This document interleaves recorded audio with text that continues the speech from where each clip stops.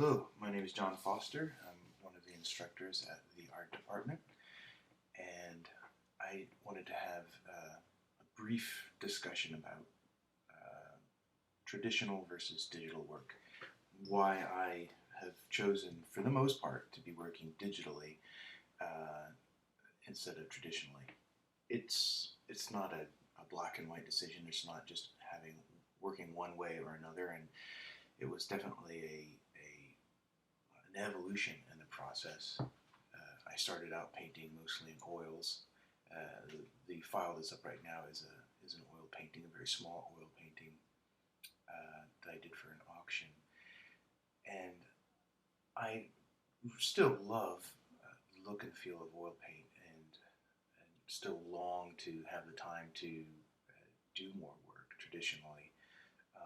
I think what happened for me was working digitally was it at first started to it sped up the process. Didn't have to put out paints and clean up brushes at the end or put the paints away or any of those kinds of slight inconveniences or waiting for something to dry, um, making a mistake and then having to wipe out a big section to correct it. And because we should always be open to correcting mistakes or making a choice to redo a section if it's not good enough. And digitally, of course, we have the Command Z, and what a wonderful thing! It's just you have a safety net. You decide to paint that purple instead of pink, and you do it, and it doesn't work. You hit Command Z. You decide you want to try and put a spoon and a moon up there with a cow, and compositionally it works, but you can cut and paste and move the spoon over a little bit, and there you have, you're tweaking your composition. It's not like if I painted it in the wrong place, then I had to wipe it out and paint it in again. So there are these aspects of the tool, the digital tool, that made work go a lot faster, and you felt a lot more secure about making mistakes because they were easier to fix.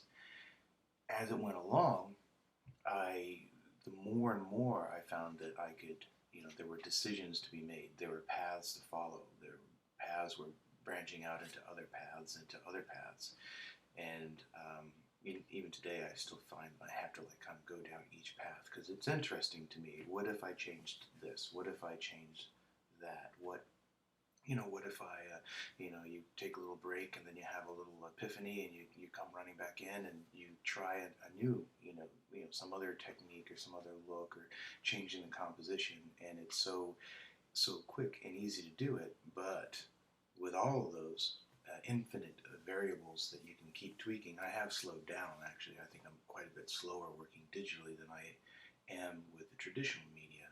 So why continue digitally? Well, it's as I said, it's not exclusive, but what working digitally has done with all those options and those chances has made me think, a little bit outside of the box, to use the cliche, the phrase, or push the bounds of the envelope. We go on, but the idea was to never get stagnant, never stay still, never just do the same old, and working this way and never really knowing exactly what I'm doing, but I'm going to find out what I'm doing as I'm doing it, has helped me progress along and change and grow as an artist. And that is the biggest plus that I can see for digital and for anybody, is that ability to continue to grow, to have that safety net, for the undo or saved files or versions, but you can go out there and you can try the wildest experiment, and you can either fail or it might succeed or part of it might succeed, and then you're hooked and you want to just keep experimenting, keep growing, keep trying to excite yourself up, with the next turn, around the bend. And digital does that for me. It helped me. My color was, I've never thought of myself as someone who understood color or did well with color, but working digitally, I was able to keep pushing that and pushing that. And there are wonderful tools digitally to subtly adjust colors, or to, again, to push a slider this way and then you've made that a little bit more green green or a little bit more blue, and then you realize, wow, that's really neat. I'm going to push that a little bit further, but I'm going to push the oranges in another direction. And you keep going and going and, experimenting and finding out, and you find yourself actually going off, making some unique color choices. Let's see what I have here. Excuse me, this one was an oil painting on a small scale, and we should zoom in a little bit. I don't know what the resolution is completely for this piece, but yeah, it's getting pixelated now. But you see, the artifacts of the oil painting I like.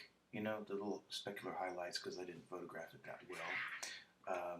But I enjoy the fluidity of the traditional media. So I haven't written anything off in terms of it's one tool for its use and another tool for its use, and they can work together. There's some digital work on this piece even, cleaning up some stuff, I think around the helmet on her face. But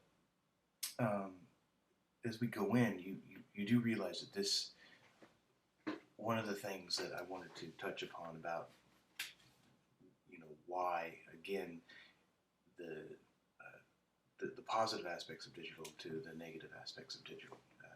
So I've been talking a lot about the positive aspects and why I think it's so powerful, and I love to use the digital aspects tool. But when it comes down to it, I don't have an original left over. I don't have a painting. I don't have, and to me, the painting is a document of some time spent at the easel and with the brush in hand. And it is unique. It is one and only. I could make a copy of this painting, try very, very hard to replicate every stroke, but it will not be the same. I can make a copy of a digital file by clicking a button. And so the uniqueness of traditional media is, there's nothing digital that will come close to that. It's also the process of coming in and sitting down at the easel or standing there and painting.